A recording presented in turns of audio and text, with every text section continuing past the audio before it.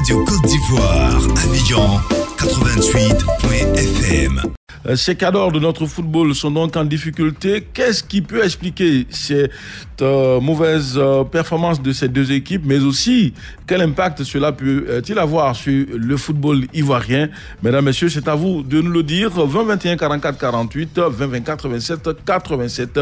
Clémence Cole se fait fort de vous enregistrer. Moi, je serai là pour échanger avec vous. Zone mixte, le mini-débat.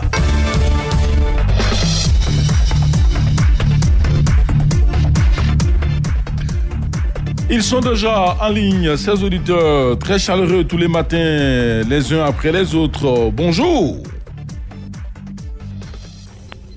Allô? Oui, monsieur Anthony Conan, bonjour. Bonjour, monsieur Tenon Papou. Comment vous allez? Je vais très bien ce soir. Nous sommes là, nous allons très bien. Dites-nous, quand vous regardez justement le comportement de la SEC et de l'Africa, qu'est-ce qui, selon vous, peut expliquer ce mauvais parcours de début de saison et qu'est-ce que ça peut porter comme préjudice à notre football? Monsieur Tenon. Oui. Je vois que vraiment c'est les dirigeants même qui créé tout ça là. Parce que l'Afrique avant est réputé au moins les meilleurs joueurs dans nos championnats. Mais à ce moment-là, il ne consiste pas encore. Et les joueurs qui passent au moins 2 victoires, puis les gars ils répondent en même temps pour aller chercher le côté. Voilà, ça va vite tuer. Sinon, parce que les championnats n'ont pas de joueurs, on ne peut jamais garder les joueurs. Regardez au Congo, nos meilleurs joueurs actuellement, Ivalu Wallo, etc. Dans ce sujet-là, on ne peut pas garder les joueurs. C'est parce que le football ivoirien n'est jamais avancé. Alors, monsieur. Parce que le match à cette là, ce qui reste du match, vraiment, il n'est même pas envie d'aller au terrain pour aller supporter cette équipe-là. On voit rien. Il n'y a pas de budget, on n'arrive même pas à faire deux passes à la fois. C'est cassé. Et les jeunes, ils revoient ça. Sinon, vraiment, on ne peut jamais avancer encore. D'accord. C'est un peu dommage. Pour quatre Africains aussi, c'est la même chose. Voilà, c'est ça là. Vraiment, on va désigner après. Vraiment, il faut que les gens revoient ça. D'accord. C'est bien noté, monsieur Anthony Kona. Je vous en prie, on a quelques difficultés à vous entendre distinctement. La liaison n'est pas assez propre. On va donc passer à notre auditeur, monsieur Marius Adjaï depuis Bouna. Bonjour. Ravi de vous voir. Bonjour, monsieur Fernand Kouakou. Nous sommes très heureux, nous aussi, de vous entendre ce matin sur les antennes de Radio Côte d'Ivoire. Numéro 1 sur l'info et le sport. Dites-nous, quand vous regardez le comportement de ce baromètre du football ivoirien, la SEC et l'Africa, est-ce que pour vous, c'est digne de ces deux équipes? Mais en même temps, est-ce qu'on n'est pas inquiet pour le football ivoirien? Bon, c'est pas digne pour le football ivoirien. Mais... vous savez, les équipes qui poussent, elles veulent aussi concurrencer avec les grands. Voilà pourquoi, quand ces équipes croisent la SEC ou l'Africa, elles ne veulent pas se laisser faire. Donc, il y a une concurrence. Il y a une concurrence. Bon, comme c'est la reprise aussi du championnat, on ne peut pas trop en parler parce que les joueurs ne sont pas encore... C'est comme elles sont dépaysées. Voilà, comme c'est le premier jour de la 4e journée, après une trêve de deux mois.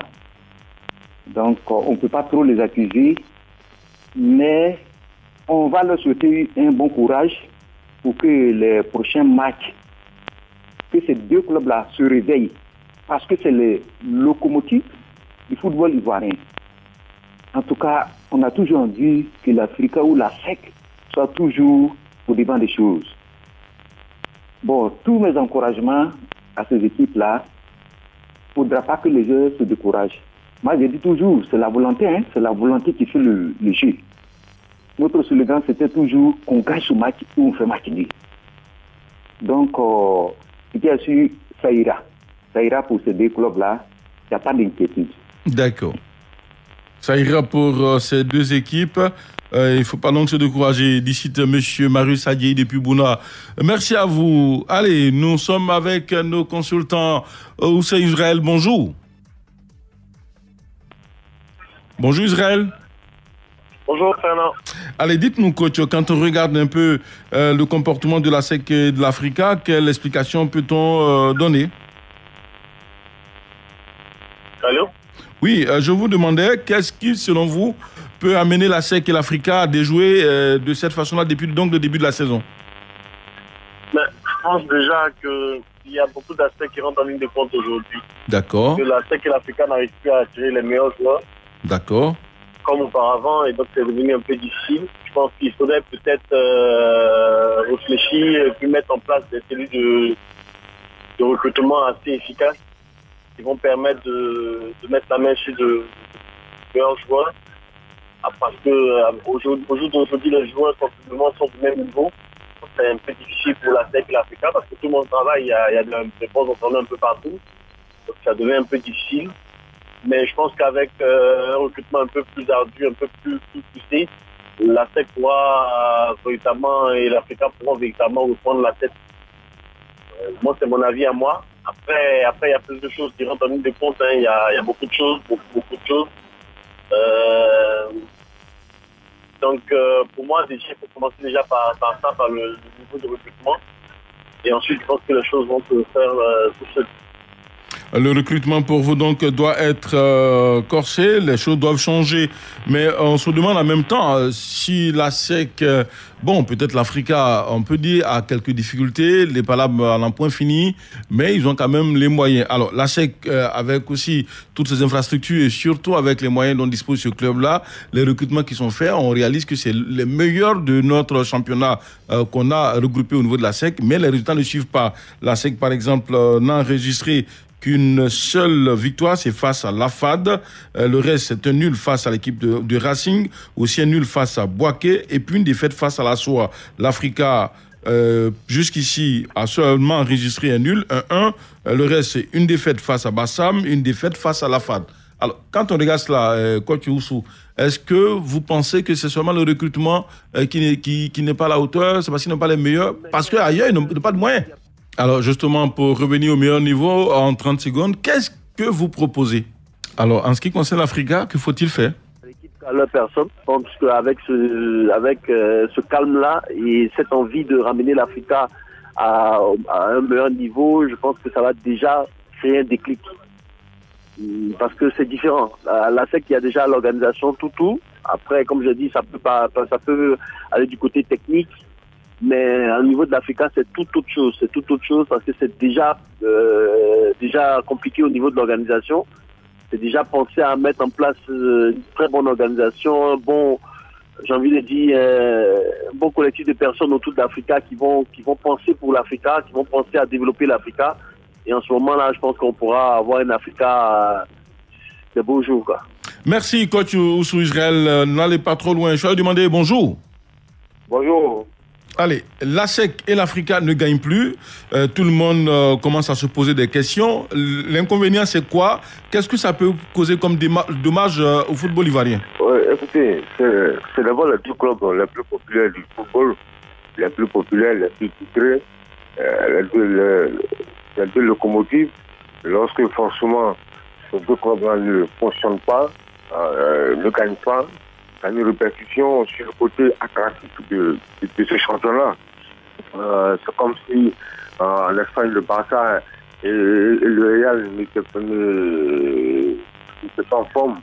Ou peut-être en France, le PSG, Marseille ne gagnent plus.